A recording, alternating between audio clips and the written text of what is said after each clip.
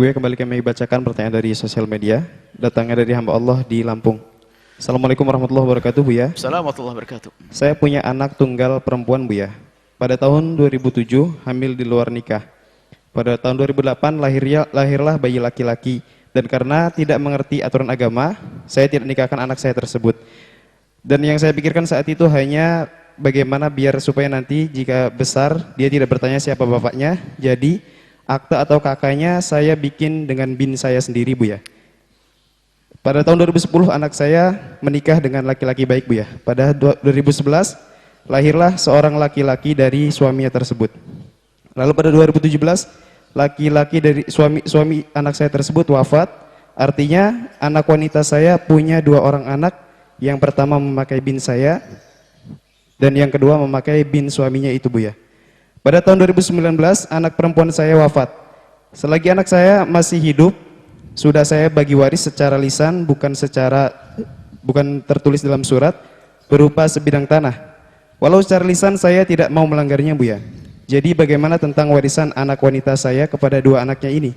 Mohon Bu ya pencerahannya agar dapat saya pahami mengenai tentang status cucu saya ini, bagaimana warisnya dan bagaimana nasabnya Bu ya.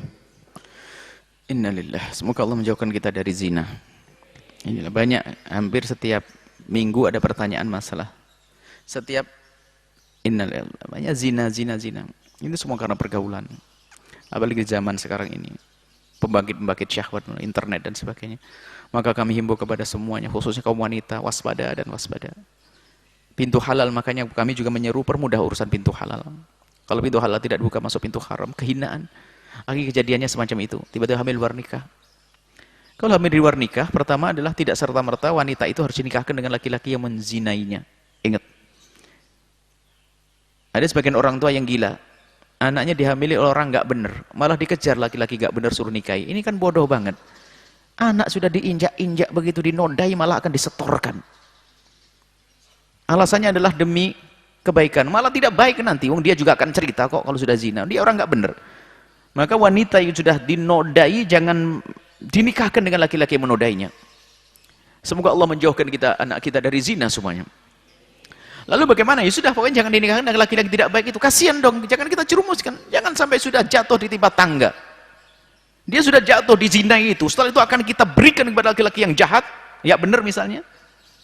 Ini orang tua kadang-kadang begitu. Ini karena latah di kampung. Kau yang berbuat, kau yang bertanggung jawab. Ini kan menyesatkan, menjerumuskan anak. Lalu bagaimana? Urus sampai lahir. Adapun bagaimana? Nah, ini. Yang kedua adalah menjaga aib. Bagaimana agar anak, kalau perlu masyarakat tidak tahu kalau anaknya itu adalah pernah zina. Atau bayi yang lahir dari zina. Bagaimana caranya? Ini adalah tugas semuanya. Binnya tidak harus bin bapaknya, bin nenek kakeknya. Berarti kan kakek ini. Nggak harus seperti itu, karena itu harus dirubah nanti. Karena dia adalah bukan anak Anda. Anda yang bertanya, Anda yang bertanya, itu bukan anak Anda, itu anak putri Anda. Maka bagaimana untuk mengamuflase nutup? Ya, bikin saja binnya yang lainnya, orangnya tidak ada. Jangan sampai dengan Anda. Karena itu nanti secara nasab seolah-olah sambung kepada Anda. Padahal bukan anak Anda. Cuman, kapan waktunya untuk diberitahu? Mungkin nanti sudah gede, dikasih tahu, nak, kalau ayahmu ada di sini, ayahmu meninggal dan sebagainya. Jangan sampai tahu kalau ibunya pernah berzina. Khawatir. Kalau dia tahu ibunya pernah berzina, dia menjadi anak yang rusak. Karena apa? Tahu ibunya pernah berzina, dia pun tidak pernah menjaga tentang kehormatannya. Naudzubillah ya. Seperti itu. Kemudian yang kedua. Kemudian setelah itu, setelah menutup aibnya, anaknya binnya bukan kepada Anda. Cuman jangan dikasih tahu saat ini, nanti disetting dengan cara yang cantik dan manis. Kemudian meninggal semuanya, Masya Allah. Kami tidak tahu yang maksud tadi Anda waris itu bagi Anda. Kalau Anda membagi kepada anak bukan mewariskan. Anda masih hidup kok mewariskan. Ya menghadiahkan saja. Ini adalah kalimat yang salah. Harta saya sudah saya wariskan ke anak-anak. Bukan menghadiahkan. Waris itu kalau Anda sudah mati. Maka termasuk anak kurang ajar juga yang tiba-tiba bapaknya masih hidup berkata, Abah jatah waris saya mana? Ini anak kurang ajar, akan mati duluan bisa-bisa ini. Saya paling sedih kalau ada orang anak, bapaknya masih hidup mengatakan, Bah, saya minta bagian waris saya. Anak, belum tentu yang mati duluan bapakmu, kau bisa mati duluan kok. Ini kadang anak usul adab kurang ajar kepada bapak ibunya, minta warisan. Bapaknya masih hidup. Dan ini ada kebiasaan di kampung, di masyarakat. Waris saya. Bapakmu masih hidup kok bilang waris.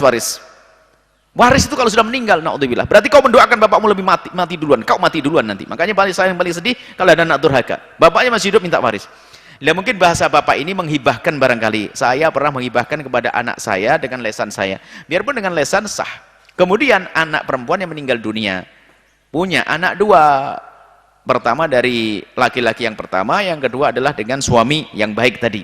Berarti punya anak dua ya. Lalu warisannya bagaimana? Warisannya jelas. Dua anak itu adalah anak putri Anda, berarti cucu Anda. Maka dibagi waris. Anak laki tadi ada lakinya kalau tidak salah ya, anak laki-laki. Maka cara bagi warisnya begini Pak. Harta putri Anda itu dibagi. Karena Anda masih hidup, Anda sebagai bapak, suaminya juga sudah ada. Berarti antara bapak dengan anak. Antara bapak dengan anak perempuan. Anak laki-laki ya? Anak laki-laki ya? Laki-laki, Bu. Jadi gini, saya tidak tahu. Kalau seandainya anaknya putri Anda laki-laki, cukup begini. Anda mengambil 1/6 karena anak Anda punya anak. Jadi kalau orang meninggal dia punya anak, maka bapaknya yaitu Anda hanya dapat 1/6. Anda mendapatkan 1/6 dari harta anak Anda. Selebihnya asobah dikasihkan kepada anaknya laki-laki. Seperti itu. Jadi ada anak laki-laki. Kalau anaknya laki perempuan, jadi begini, 1/6 untuk Anda, anggap saja hartanya ditulis 6. Asal maksudnya jadi 6. Kemudian Anda mengambil 1 bagian, 5 bagiannya dibagi untuk anak. Kalau anaknya laki dengan perempuan, maka 1/2. Seperti itu. Tapi kalau anak laki jelas ya tadi. Makanya kalau waris itu nanti ditulis nanti kirim. Nanti kalau pengen jelasnya kita kirim lagi. Kalau anaknya perempuan semuanya, dua-duanya 2/3. Ayahnya 1/6, kemudian 2/3 untuk anak perempuan, selebihnya dikembalikan ke ayah lagi. Ini adalah masalah waris. Intinya Pak, yang berhak menerima waris daripada perputri Anda adalah kedua anaknya dan Anda. Kalau Anda punya istri, ibunya masih ada, berarti 1/6. Anda 1/6, istri Anda 1/6, kemudian selebihnya adalah untuk anak laki-laki dan perempuannya. Kalau kita seperti itu, insya Allah gambarnya seperti itu. Dan dibagi semestinya. Jadi jangan dibedakan, biarpun yang pertama dari anak zina bukan berarti tidak mendapatkan waris, biarpun itu adalah anak zina, tidak usah disebut ya masalah anak zina. Ini dalam bahasa ini pembagian waris. Biarpun itu adalah dari bapak yang enggak jelas, tapi hukumnya statusnya sama dengan adiknya, dengan ibunya, sama, itu anak ibunya mendapatkan waris yang sama jika sama laki-laki. Baik, ini saja. Semoga Allah menjauhkan dari perzinahan dan menjauhkan kita dari percekcokan dalam urusan waris. Wallahu a'lam bishawab.